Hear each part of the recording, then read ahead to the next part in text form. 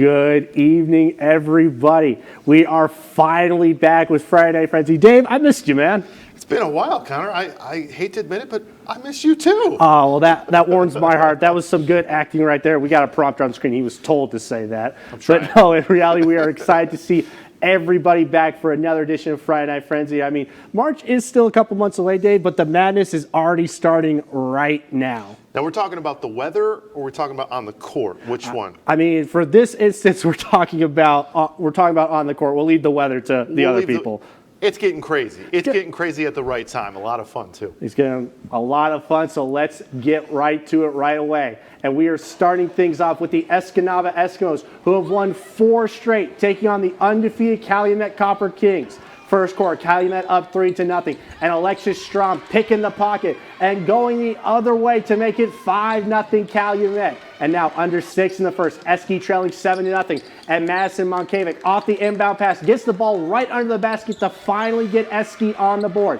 Calumet up 7 and off their own inbound pass. This time it's going to be Mary Beth Halonen from behind the arc, splashing the 3 home to make it a double-digit Kings lead. The Eskimos, though, not at all bothered, down 13-4. And Kiara Mackey with the handles in the paint, taking it all the way to the bucket to cut it to 7. Wow. On to the second, Calumet up 23-16. And Strom in transition makes it a 9-point game again. But the Eskimos keep coming, as it's going to be Grayson LaMarche getting a touch inside the paint and getting it right back in the bucket. And Eski's starting to climb back into it. And you want to talk about a comeback. The Eskimos were down by as many as 12 points in this game, but never quit, as LaMarche this time hits the triple, and the Eskimos get their 5th win in a row, beating the Copper Kings 56-50.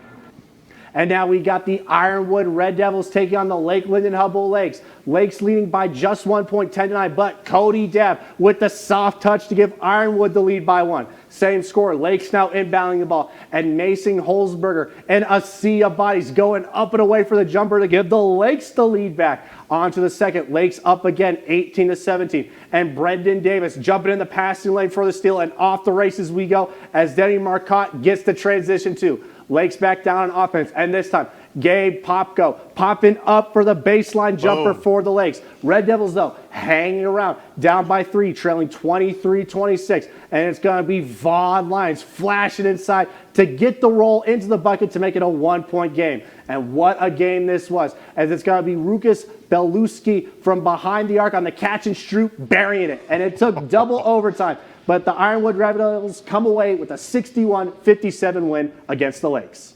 And some more boys basketball scores for you. The Menominee Maroons beat the Gladstone Braves 48-27. And the Dollar Bay Blue Boats get a tight win. What a game that was against Bessemer, 64-63. And Dave, why don't you take us out of this scoreboard right here? Yeah, the first win of the year, Connor, for North Dickinson, 44-30. And Negaunee, 57-30 over the Emeralds. Hematides visiting the Patriots, and Natalie Profit, crosstown rivals in the gym, was buzzing. First quarter, beautiful feed down low. Addie Morton, who puts it off the glass, easy bucket. In fact, deja vu. How about the same play, this time with a foul, sinks it. But the Patriots' Mallory Lease flies in and gets the Westwood Patriots on the board. Then check this out. Off a rebound, Megan Marta is going to say, let's push it. Up to Savannah Savegny. One dribble, up and in. We got a ball game, Connor. Bailey Zellner then beats the press, somehow gets to the basket and gets it to go in. Wow, what a play. Zeller, now on a fast break, she stops, spins, and puts it up and in. She's done that before, but the Patriots and Profit would be not denied tonight because they had their game at an A-game level. Lay up there, and even better here, another steal, another one for Marta, puts it up again. Megan Marta, again this time, misses the shot, follows it up and in for the layup. Everything going right for the Patriots. Look at this, inbound pass from Marta to Profit. She buries it, and that's money. Patriots win this one, 53-43. Profit, 22 points in the night. All right. Miners, winners of 6 in a row now, swinging around, eventually finds Lily Nelson, who says, why not? I'm wide open, pulls up, buries it from beyond the arc. Ella Mason, she's going to be in transition here. Check out the sophomore there. Nice pass to Dudo. Goes high off glass. Miners rolling. Mason running again. This time, she'll take it all by herself. Scoop and score. Iron Mountain, though, trying to get a game back here. There's Ashlyn Bell to Chloe Maycroft, who buries the jumper. They're trying to come back, but the Miners they were too tough all night, spreading it around again. Nelson's going to get this ball again. She's open from 3, nothing but net again. Miners hold on 55-31. Ella Mason 14 points, and that's 7 in a row now.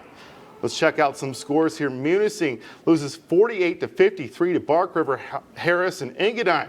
59-50 winners. All right, and I'll bring us out of this one here, Dave. The Kearney Natal Wolves continue their impressive season, beating the Forest Park Lady Trojans 74-16, and the Ewan Trout Creek Panthers get a win on the road against the Chassell Panthers 61-16.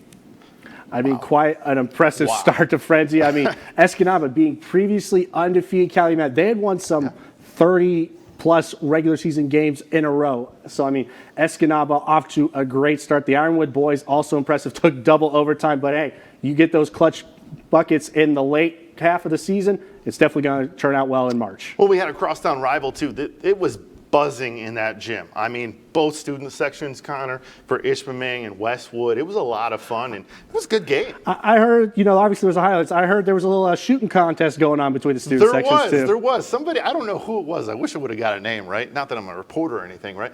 But he buries it from 3, throws it back over there, and they hit a 3 as well. It was just kind of like a shoot-off, and then everybody came back on the court. But, I mean, the game lived up to the hype. It was a great game, and you got to hand it to Ishpeming. They were down a couple players, but they made it a ball game. All right, well, we love to see that fan interaction, and we would love to see you stick around because we got plenty more of highlights and scores when Friday Night Frenzy returns after the break.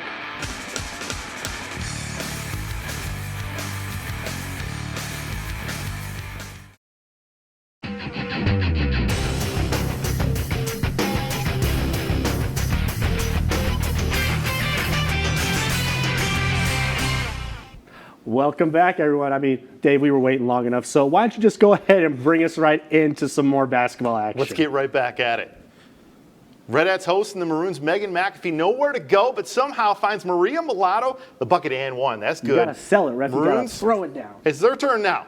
Anna Axtell with a beauty to Anna Narat for the bucket. That's going to go in after we see the scoreboard there. Narat, here it is, that pass. Beautiful pass, Connor. I don't think you could do that. That's that good. Redettes on the break. We'll get back to it. Lingle bounces it to Mulatto because she's that good of a friend.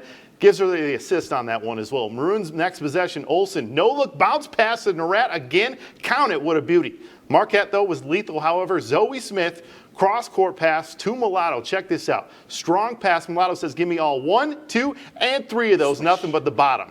Maroons trying to get back in. Narat takes it coast to coast. She says, I'll do this all on my own.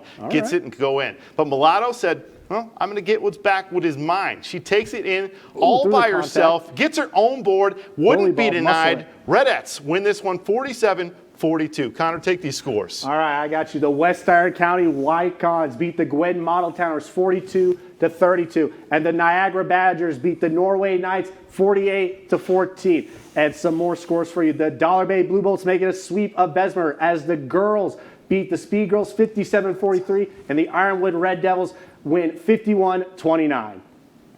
And in our final boys matchup of the night, the Rapid River Rockets head to Eben Junction to take on the Superior Central Cougars. First quarter, Cougars already up 2-0, but Shane Nelson wrestling away the ball for the rebound to put it back up and in. Sean Nelson, I apologize. And Andre 3000, he'd be proud of these Rockets because they keep that glass so fresh and so clean, cleaning it up off the boards as Cody Goldie gets the putback. The Cougars now down 3-10, but every loose ball counts, and it's going to be Blake Tanner coming away with it, passing it up ahead to Garrett Koski, who cuts the lead to 5. On to the second. Cougars still down 6-10. And off the turnover, Zach Air Frusty goes coast to coast to make it a 2-point game. And when things get tough, you got to feed the big man as Goldie in the paint gets the and one. Country strong. 12-8 Rockets. And Rapid River able to heat up at just the right time. As it's going to be Ian Sudling from behind the arc, splashing it home. And the Rockets are able to pull away on the road, beating the Cougars 46-28.